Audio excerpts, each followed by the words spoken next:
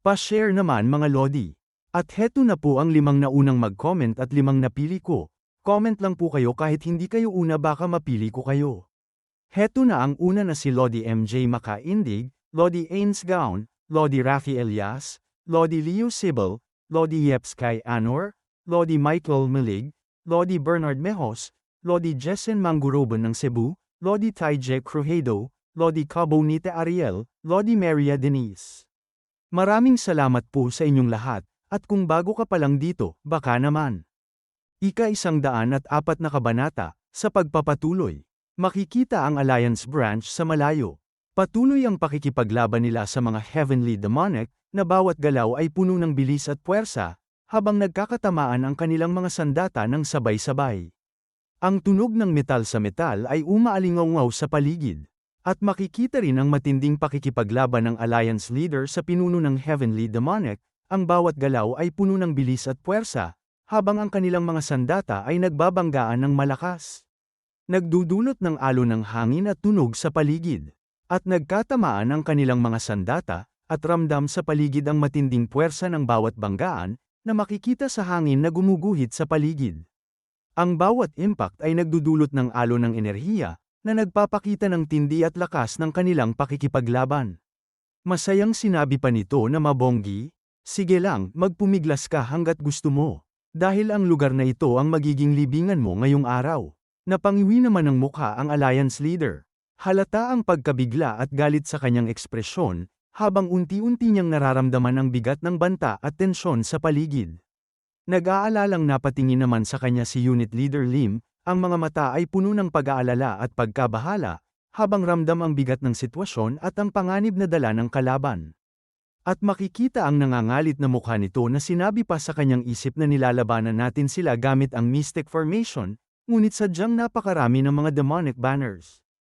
Habang nag-iisip si Unit Leader Lim, bigla namang kumilos ang ating bida at pinutol ang katawan ng kalaban na nasa unahan niya.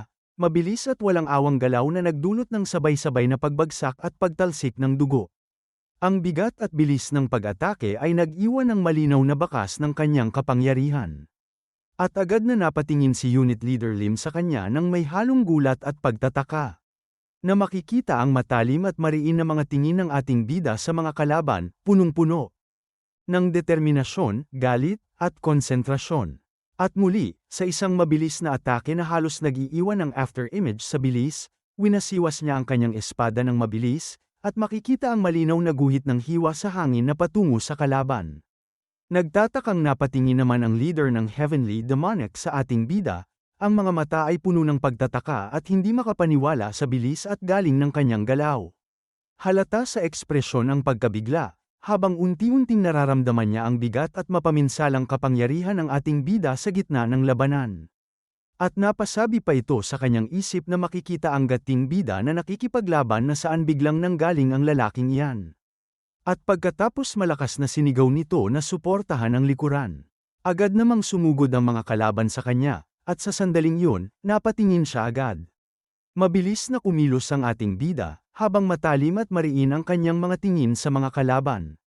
Ang bawat mata ay nakatutok sa galaw ng kaaway. At sa isang mabilis at walang awang atake, makikita ang puwersang nagmula sa kanyang espada na tumama sa mga kalaban. Dahilan upang ang mga katawan nila ay tuluyang maputol at bumagsak. Mula sa kanyang likuran, mabilis na sumugod ang mga kalaban sa kanya, ngunit agad niya itong napansin. Ang kanyang mga mata ay nanatiling matalim at alerto. Tinusok siya ng mga sibat ng kalaban, at agad namang sumabog ang usok sa sandaling tumama ito sa lupa, na nagdulot ng panandali ang pagkalabo ng tanawin. Samantala, ang ating bida ay mabilis na nakatalon sa ere, maayos at kontrolado ang galaw habang nananatiling nakatutok sa mga kalaban. Nakatingin siya sa mga kalaban habang pababa sa ere, ang katawan ay kontrolado at maayos ang galaw, habang hinahanda ang kanyang espada para sa susunod na atake. Nagpaulan ang ating bida ng mga guhit ng talam sa mga kalaban, bawat hampas ay mabilis at malakas, at kitang-kita ang puwersang tumama sa kanila. Ang mga katawan ng kalaban ay unti-unting napinsala, sabay-sabay na bumabagsak o natutamba sa lakas ng bawat tama. Muling napatingin ito na may hindi makapaniwalang mukha na sinabi sa isip na hindi si Mabonggi ang problema, ang lalaking yan ang dapat nating unahin. Makikita naman ng alliance leader na lumiwanag ang kanyang mga mata, puno ng determinasyon at galit, habang mabilis siyang kumilos.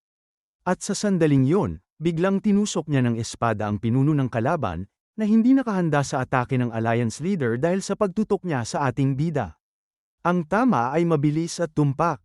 Lumusat ang talam mula sa harapan hanggang sa likuran, habang ang dugo ay unti-unting damaloy mula sa sugat. Ang sandaling yon ay tila huminto ang oras. Nakatingin ang alliance leader dito, matalim at walang emosyon ang kanyang titig, habang ang espada ay nananatiling nakabaon sa katawan ng kalaban. Sa harap niya, nanginginig ang boses ng pinuno ng Heavenly Demonic, puno ng galit at hinagpis, habang pilit nitong binibigkas, "Buwisit ka." Napangiti naman ang alliance leader sa kanya, isang malamig at kumpiyansang ngiti, na tila walang bakas ng pag-aalinlangan. Napaseryoso ang mukha ng alliance leader habang nakatingin sa bumabagsak na kalaban, unti-unti. At ilang sandali pa, tuluyan ang bumagsak ang kalaban sa lupa, kasabay ng pag-angat ng alikabok na bahagyang umusok sa paligid. Tahimik na nakatingin ang alliance leader dito, hindi inaalis ang kanyang titig, na tila tinitiyak na tapos na nga ang laban. Habang malalim ang kanyang paghinga, unti-unting napangiti ang alliance leader, isang tahimik ngunit mabigat na ngiti, na tila naglalaman ng pagod, ginhawa, at kumpiyansa matapos ang matinding labanan. Agad namang napatingin ang lahat, pati na ang mga natitirang kalaban, nang may sumigaw, na ang pinuno ng ating mga kaaway ay napatumba na. Ang sigaw ay umalingaw sa buong larangan, na nagdulot ng biglaang pagbabago sa atmosfera. Ang ilan sa mga kalaban ay napahinto, halata ang pag-aalinlangan sa kanilang mga galaw, habang ang panig ng alliance ay tila nakahinga ng bahagya, ramdam ang pag-angat ng kanilang loob sa gitna ng matinding labanan. At malakas na sumigaw ang mga ito, umaalingaw ang kanilang sigaw sa buong larangan, habang patuloy silang sumusugod ng walang pag-aatubili. Agad nilang napaslang ang mga ito, sabay-sabay na bumagsak ang mga kalaban habang makikita ang pagtalsik ng dugo sa bawat tama. Patuloy pa rin sa pag-ubos ng kalaban ang ating bida, at bawat hampas ng kanyang espada ay may tiyak na patutunguhan. Sa lakas ng atake ng ating bida, agad na bumagsak sa lupa ang kalaban, at tuluyang naputol ang kanyang katawan. Bahagyang napaatras ang mga natitirang kalaban, halata ang pagkabigla at hindi makapaniwala sa mga nangyayari. Ang kanilang mga mata ay nakatitig sa ating bida, punong-puno ng takot at pagtataka, habang unti-unti nilang nararamdaman ang bigat at kapangyarihan ng bawat galaw niya sa gitna ng kaguluhan ng labanan. Nagulat naman si Unit Leader Lim nang mabilis na nagtakbuhan ang mga ito paatras. Tinangkang habulin niya ito habang may nangangalit na mga tingin sa mga ito. Biglang napatigil ito at napalingon ng may sumigaw na pakiusap, "Huwag na ninyo silang habulin." Dagdag pa sa kanila ni Gal Zariang na ngayong patay na ang kanilang pinuno, ang paghabol sa kanila para lamang ubusin silang lahat ay mapanganib at walang saysay. Napatingin naman sa kanya ang alliance leader habang may malalim na paghinga. Sumuntok sa palad si Gal Zariang na sinabi niya na gaya ng inaasahan, "Alliance leader, napakahusay ninyo. Ang inyong mga kakayahan ay hindi man lang kinalawang. Dahil sa inyo, napigilan natin sila nang hindi tayo dumaranas ng anumang pagkatalo." Masayang napangiti naman ang alliance leader na nakapikit na sinabi na wala lang yun. "Ang mga basurang tulad nila ay sisiw lang sa akin." At pagkatapos, napatingin siya sa ating bida ng tahimik. Habang tumugon siya ng tahimik na paggalang habang nakapikit. At pagkatapos, sinayga ni Unit Leader Lim na alliance leader. Maaaring mag-regroup ang mga kaaway at bumalik muli, kaya sa tingin ko ay dapat na tayong mabilis na lumisan sa lugar na ito. Sumagot ito habang makikita ang mga bangkay ng kalaban sa sahig na sige. At lumipat ang eksena sa kalaban na mahigpit na hawak sa ulo ng isang tao. Malamig siyang nakatingin, walang kahit anong emosyon sa kanyang mga mata, habang malakas niyang pinipisil ang ulo ng lalaki sa kanyang kamay. Sa bawat paghigpit ng kanyang pagkakahawak, makikita ang pag-agos ng dugo na lumalabas, na lalong nagpapabigat sa nakakatakot at madilim na presensya ng eksena. Natakot ang mga kasamahan nito, napaatras ang ilan habang nanginginig, nakatingin sa babaeng may bahid ng dugo sa kanyang kamay na patuloy na tumutulo.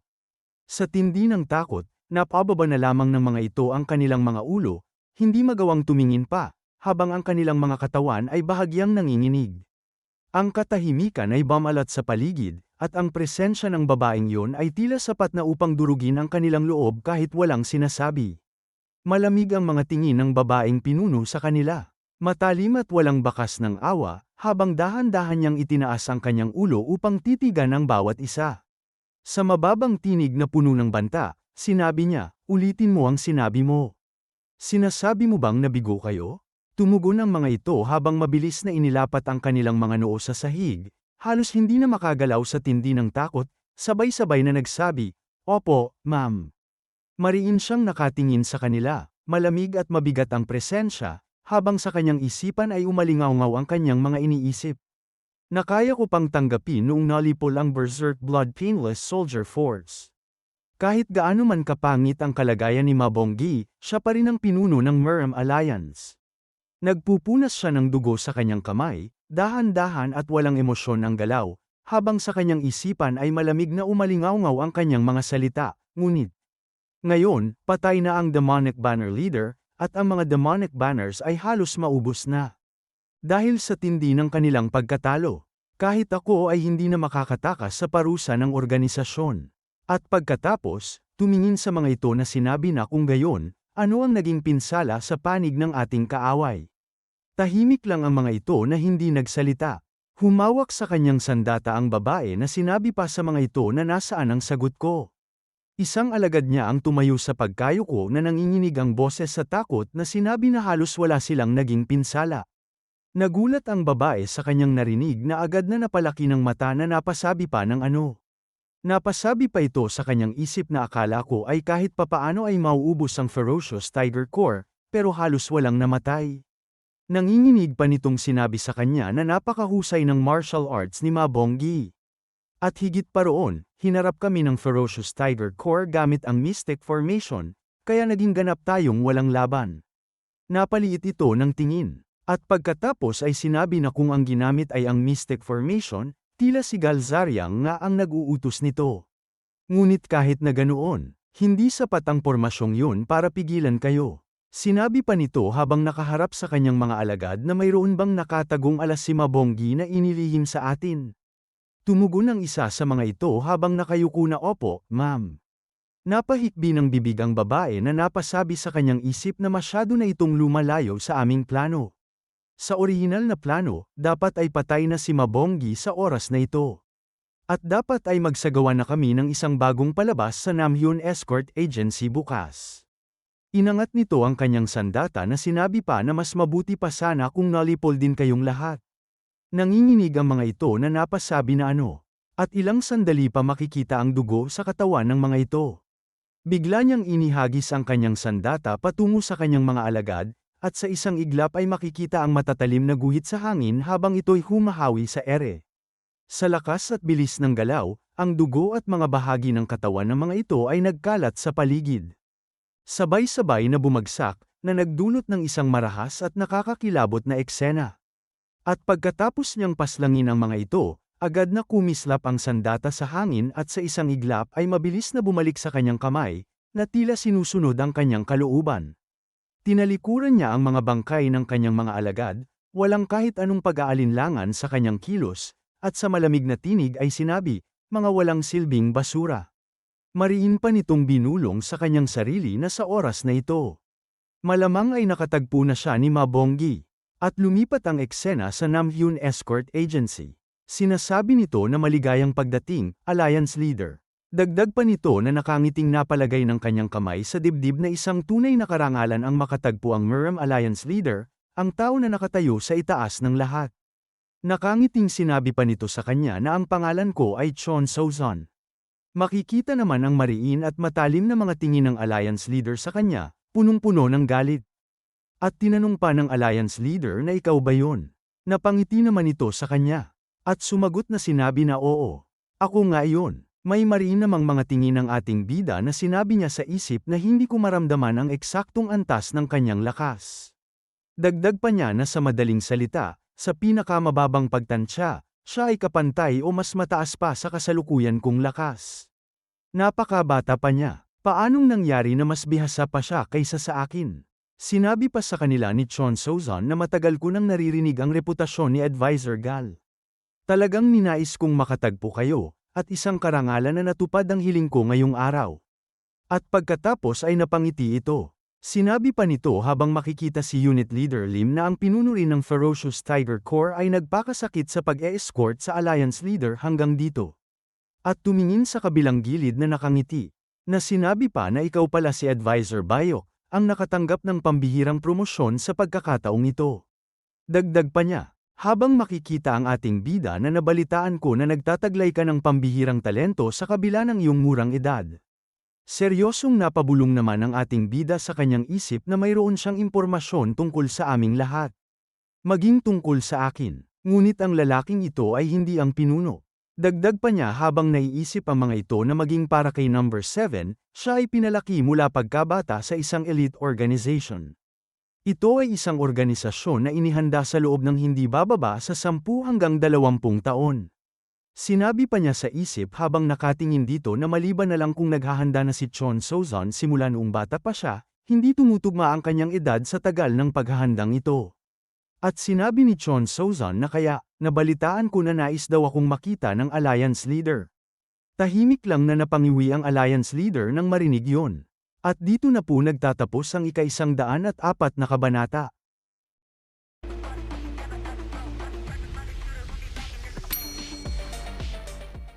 Ika-105 kabanata, sa pagpapatuloy. Mariin ang mga tingin ng ating bida dito na sinabi pa niya sa isip na galit si Mabonggi na ang isang taong napakabata pa. At mukhang babae ang siyang kumokontrol sa kanya. At nagsalita si Chon Sozon na masaya ka na ba ngayon? Hindi naman sumagot ang Alliance Leader.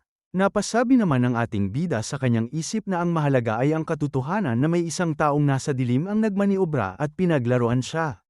Ano ang kinalaman ng edad ng ibang tao sa usapang ito? Dagdag pa niya sa isip na Mabonggi. Maaaring mas bata siya sa iyo, pero siya ay isang kalaban na hindi mo kayang tapatan. At muling nagsalita ito na siguradong pagod na kayo sa layo ng inyong binyahe. Itigil muna natin dito para sa araw na ito. Magpahinga muna kayo, at mag-usap tayo bukas. Nakangiting sinabi pa nito na yan ang pinakamabuting gawin. Naiinis namang sinabi ng Alliance Leader na hindi. Mayroong isang bagay na kailangan nating pag-usapan ngayon din. Tahimik na may pag-aalala sa mukha ni Gal Zariang habang ang ating bida ay napahikbi ng bibig. Tumingin si Gal Zariang sa Alliance Leader na sinabi sa kanyang isip na masyado nang nagpapadala sa galit si Mabonggi. Kung magpapatuloy ito, maaari siyang mapahamak. Pumikit na tumugon naman sa kanya si Chon Sozon at sinabing nakangiti na naintindihan ko. Kung gayon, maupo muna tayo at mag-usap habang nagtsatsaa. May naiinis na mukha ang Alliance Leader na sinabi nito na huwag na. Hindi ako naniniwalang ikaw ang pinuno. Napaseryosong tumingin ito sa Alliance Leader habang sinasabi na ang mga tao ay naniniwala lamang sa kung ano ang gusto nilang paniwalaan. Napangiti naman ang Alliance Leader na sinabi niya na kung hindi, dapat ay kaya mong sagutin ito. Dagdag pa ng Alliance Leader sa kanya na bakit mo ako ginawang Meram Alliance Leader? Siguradong mayroon kang malalim na intensyon, hindi ba? Napangisi naman ito sa kanya at sinabi na syempre, isang napakalinaw na intensyon. May tumutulong pawis sa noo ng Alliance Leader na tinanong niya na at ano yun? Napasalubong ng kilay si Gal Zariang at ang ating bida na tahimik lang na nakatingin.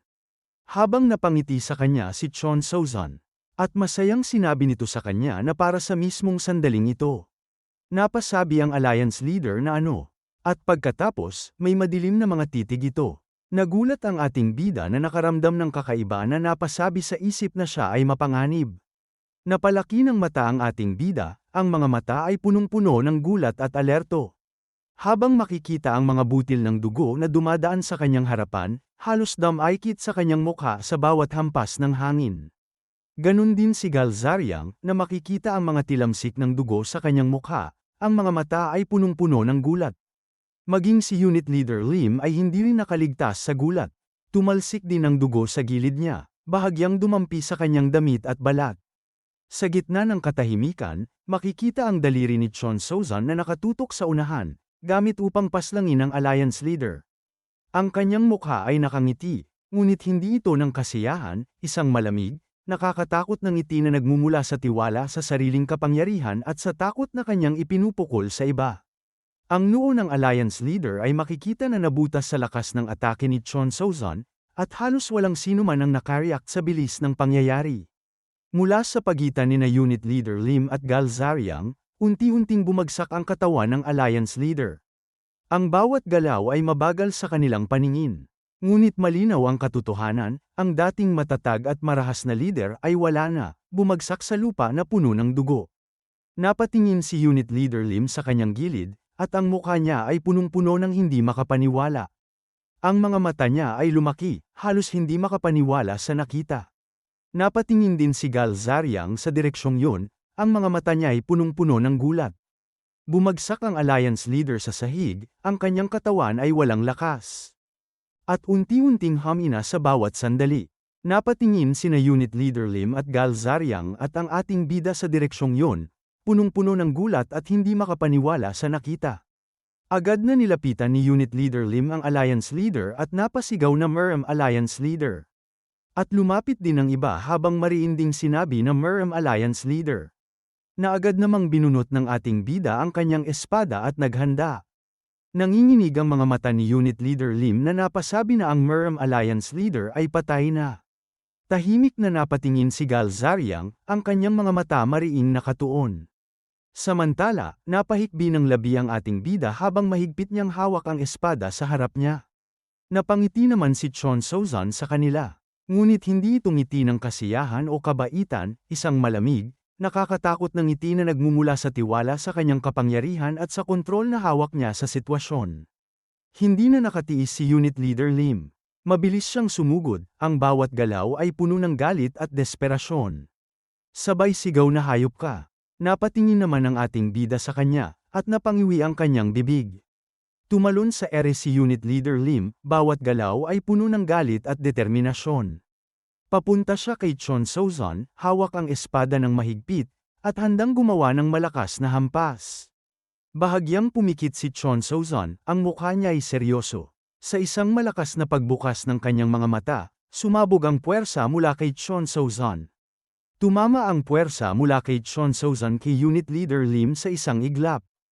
Ang liwanag na nagmula sa kapangyarihan ng kanyang mga mata ay nagpakita sa harap nito. Makikita ang gulat sa mukha ng ating bida nang malakas na tumalsik sa gilid niya si Unit Leader Lim. Napatahimik at napatingin ang ating bida sa direksyon ni Unit Leader Lim habang unti-unti itong bumagsak sa sahig. Napasigaw ang mga alagad ni Unit Leader Lim, punong-puno ng takot at pagkabigla na core leader. Tahimik naman na napatingin ang ating bida dito, ang mukha niya ay seryoso at nakatuon. Sinabi pa ng ating bida sa isip na hindi niya ginamitan ng nakamamatay na atake si Im Jong Tae. Ibig bang sabihin nito, ang tanging layunin niya ay patayin si Mabonggi?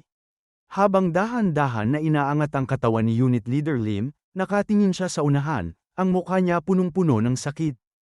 Ang kanyang mga mata ay nagpapakita ng halong galit, determinasyon. Habang pilit niyang sinusubukang makabangon sa harap ng malamig at walang awang kapangyarihan ni Chon Sozon. Napangiti naman si Chon Sozon sa kanila na sinabi na patay na ang pinuno ng Meram Alliance. Ngayon, kailangan ninyong protektahan ang susunod na pinuno ng Meram Alliance. Dagdag pa nito habang napalaki ang mga mata ni Unit Leader Lim na hindi ba't trabaho ninyo yan? At nang marinig yon, agad na sumigaw ito ng malakas na lupigi ng bastos na yan. Sumagot ang mga ito na opo, sir, at napatingin naman ang mga ito nang may sumigaw na huminto kayo. Dagdag pa ni Gal Zariang na tama siya. Makikita ang Alliance Leader na nakabulagta na sinabi pa ni Gal Zariang na ang pinuno ng Meram Alliance ay pumanaw na. Tumingin dito na sinabi pa na hindi na kailangang magsakripisyo pa kayong lahat. Sinabi pa niya sa isip na ang agwat sa pagitan ng inyong lakas ay napakalaki. Si Im Jong Tae at ang lahat ng mandirigma ng Ferocious Tiger Corps ay siguradong mauubos. Makikita ang mga ito na sinabi pa niya sa isip na sa katotohanan, alam din nilang lahat yon. Ngunit bilang mga mandirigmang nabigo sa kanilang tungkulin sa pag-e-escort, handa silang itaya ang lahat ng mayroon sila. Sinigaw naman ng ating bida na mula ngayon, pakiusap, protektahan ninyo ang Supreme Advisor. Ito ay isang opisyal na kahilingan mula sa Justice Pavilion. Makikita naman ang inis sa mukha ni Unit Leader Lim. At sinabi na Ferocious Tiger Corps. Mula sa sandaling ito, poprotektahan natin ang Supreme Advisor. Agad namang pinalibutan ng mga natitirang alagad si Galzariang upang protektahan siya. Ang bawat galaw nila ay mabilis at maingat, hawak ang mga sandata at nakatuon sa paligid, sabay-sabay na nagbabantay laban sa anumang galaw ni Chon Sozon. Tumayo ito habang nakangising sinasabi na oo, tama ang desisyong yan. Dagdag pa nito habang makikita ang mukha na bumalik kayo at sabihin ito sa inyong mga kasamahan sa Orthodox faction. At may kakaibang mga tingin ito at galit sa mukha na sinigaw pa sa kanila na ang paghihiganti ng aming kulto ay nagsisimula pa lamang. Makikita naman ang gulat sa mukha ni Unit Leader Lim at ng kanyang mga alagad sa narinig. Mariin na naman silang nakatingin, ang ating bida at si Galzariang kay Chon Sozon. Ang kanilang mga mata ay matalim at puno ng alerto, bawat galaw at ekspresyon niya ay sinusuri, habang ramdam nila ang malamig at walang awang presensya ng kalaban. Patuloy lang na nakatingin ang ating bida ng tahimik pinapakiramdaman ang susunod na gagawin nito sa kanila. Na makikita ang gulat sa kanilang mukha nang iwan sila nito at naglakad papalayo sa kanila. Na nagtatakang tahimik na sinusundan ng tingin nito ng ating bida. At napasabi siya sa isip na isang bagay ang nangyari na hindi ko kailanman naisip na magaganap. Ang isipin na mamamatay si Mabonggi ng ganoon kadali. At ang palabazin na siya ay isang alay para sa Demon Cult. Na sinabi pa sa isip ni Galzariang na ano ba talaga ang sinusubukan ilang gawin. At makikita ang babaeng ito na napahikbi ng bibig. Nakaluhod ito ng isang tuhod habang sinasabi kay Chon Sozon na patawad at kailangan niyo pang kumilos ng personal. Ang galing ni Mabonggi ay higit pa sa inaasahan. Tumugon naman ito sa kanya na hindi sapat ang galing ni Mabonggi upang sirain ang iyong bitag. At nagawa niya yon nang walang kahit isang sugat. Dagdag pa nito habang nakatingin sa malayo na hinding-hindi. Sumagot sa kanya ang babae na kung ganun, ibig sabihin. Na agad na nagsalita si Chon Sozon na sinabi na mayroon talagang nakatagong tao na tumutulong sa kanila. Nagulat ito na napasabi na, kung ganoon, si Elder Goba ay pinatay din ng taong yun. Sinabi pa sa kanya ni Chon Sozon na si Galzariang yun. Siguradong may dinala siyang isang martial master kasama niya. Sinabi pa nito habang makikita ang ating bida na maliban kay Mabonggi, ang taong yon ang may pinakamataas na husay sa pakikipaglaban. Pero hindi siya sapat na malakas para patayin si Elder Go at sirain ang bitag ni Blackrock.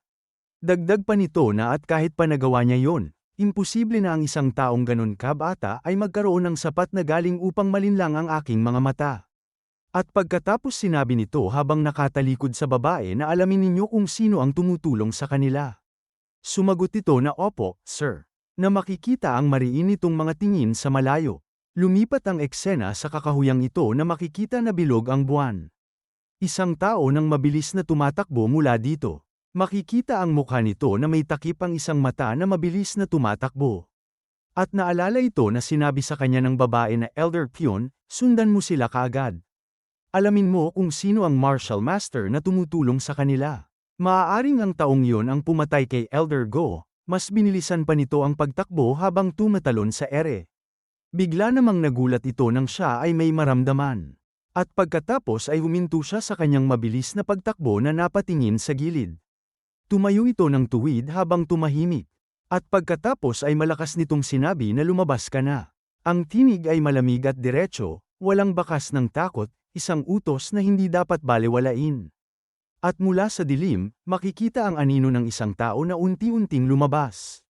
Ang kanyang mga mata ay matalim at mapanuri, bawat galaw ng aninong lumalabas ay sinusukat at iniintindi. Wala siyang sinasabi, ngunit halata ang lalim ng kanyang pag-iisip. At sa paglabas ng anino sa liwanag, unti-unting naging malinaw ang anyo nito. Ito pala ay ang ating bida. Mariin siyang nakatingin sa unahan, ang kanyang mga mata ay malamig at matalim, walang bakas ng pag-aalinlangan. At dito na po nagtatapos ang ika-105 kabanata.